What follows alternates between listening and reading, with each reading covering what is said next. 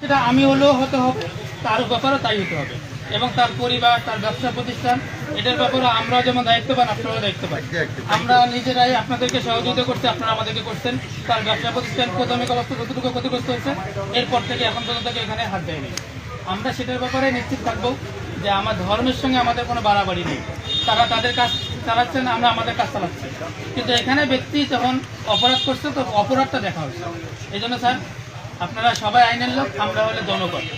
আমাদের দাবি আপনাদের কাছে যেন সুষ্ঠু বিচারটা সঠিকভাবে হয়।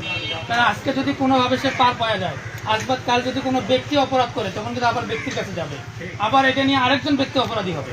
সুতরাং ব্যক্তি যদি বোঝাতে সে অপরাধের শাস্তি পাইছে, আলহামদুলিল্লাহ, আমরা চুপচাপ থাকবো। একবারে একদম ন্যায্যভাবে লিগ্যালি এই বিষয়টা মানে আইনানুগ প্রক্রিয়াটা আমরা চালিয়ে যাব। এবং আরেকটা বিষয় আমি আপনাদেরকে বলি, আমি পুলিশ অফিসার হিসেবে বলতেছি না, আমি বলতেছি, মনে করেন আমি আপনাদের কমিউনিটির একজন।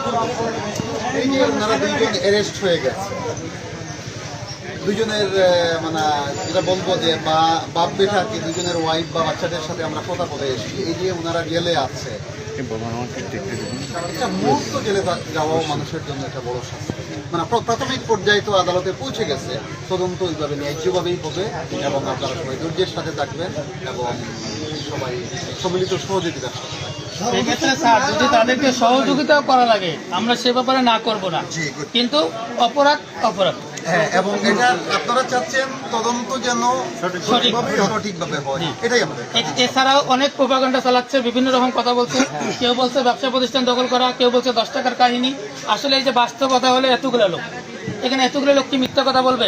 আর সবচেয়ে বড় ভয় হলো আমরা মিথ্যা কথা বলি, সত্য যেটা সেটাই বলবো। তাতে যদি আমাদের ফাঁসি হয়, দখল করে নেই, মানুষ প্রোপাগান্ডা করুক, আমরা প্রোপাগান্ডা